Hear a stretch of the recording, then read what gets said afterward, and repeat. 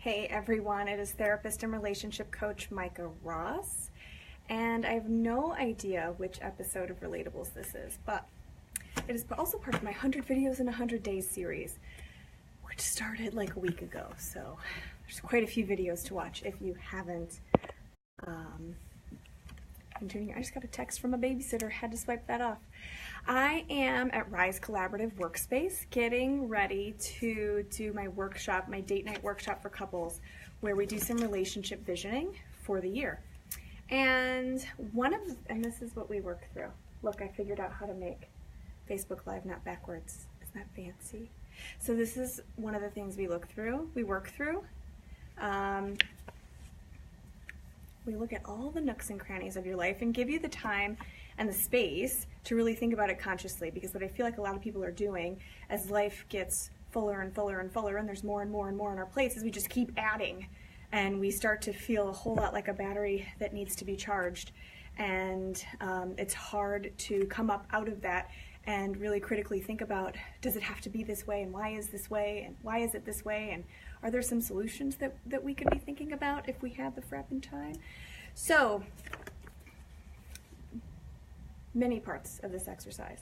But one of my favorites is daily activities, and it's such an easy thing to do, but I ask people to take out a piece of paper, and it might be very large, take out a giant piece of paper and write down absolutely everything that you do in a day. If you're a mom, that might mean, or a dad, it might mean wiping butts and breaking up fights and getting your kids to do chores, and it might be a whole lot of things. Going to work, taking a shower, working out, doing the laundry, folding the laundry, mowing the lawn, kids' doctor's appointments, kids' dentist appointments, all of it. I like for couples to do this together, to write down absolutely everything that's theirs. And a lot of times I find that women tend to carry a lot of the mental load of the family, and it's sort of a role that they slide into. It's not really conscious. I don't think that men are purposefully, dumping this on their women. At least that's not what I found in practice.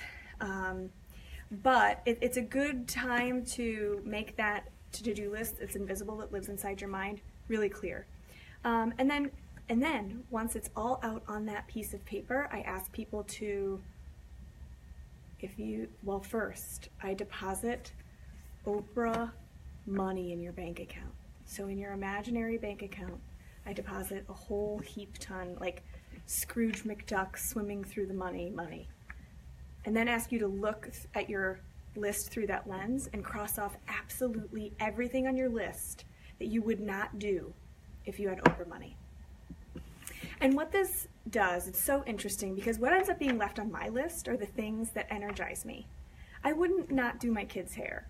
I wouldn't not read my kids' stories at bedtime. I wouldn't not work. But I wouldn't go shopping for my own clothes, and I wouldn't cook my own dinner 80% of the time. And so then you have this really great list, this really clear list of what energizes you and what drains you. And then the task is, over the next few months or the next year, really thinking creatively about how can we get rid of some of those things that drain me on that list. And in the past, I've used things like Stitch Fix so I don't have to shop. Haven't had much luck with them lately. What's the deal, Stitch Fix? But places like Nourish, we have a place in St. Louis called Nourish where you can pick up or have delivered meals for your family. And I picked up all kinds of meals for my family this week. And it's an amazing place. It's an amazing deal. My people love the meals. They all cook at the same temperature. And I get to use that hour of my life connecting with my kids instead of cooking dinner.